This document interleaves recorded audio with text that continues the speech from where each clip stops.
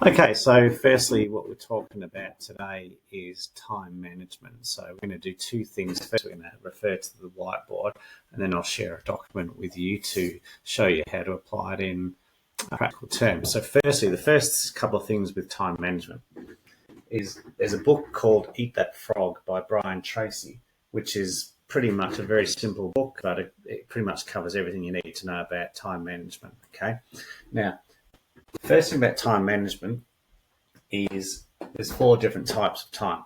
Okay, so we've got zone time, demand time, delusion, and distraction. So zone time is tasks that are really important, but they're not urgent. Demand, they're really important and there is an urgency about them.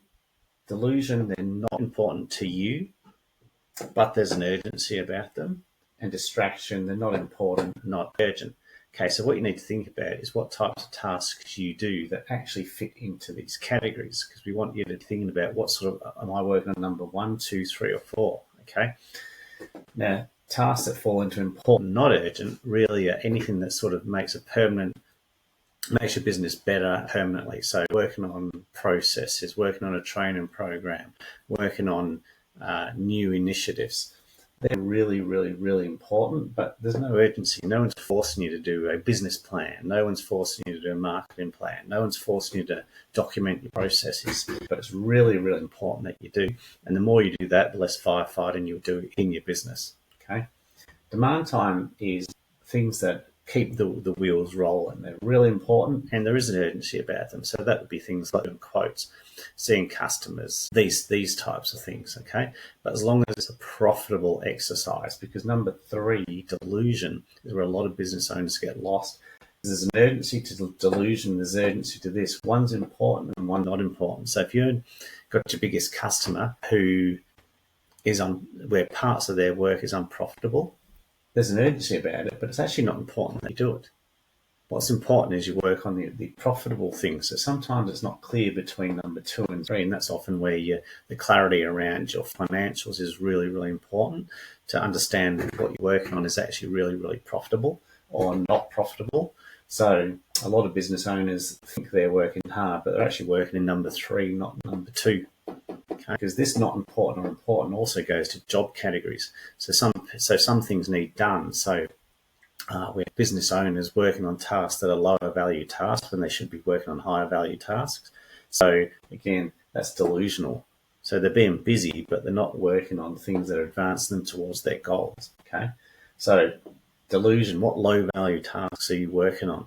Okay. Distraction, not important, not urgent. The amount of business owners that go and do deliveries or arrange really, really low value type tasks is just distraction. Again, they think they're doing things because they're busy, but it's just distraction. Okay.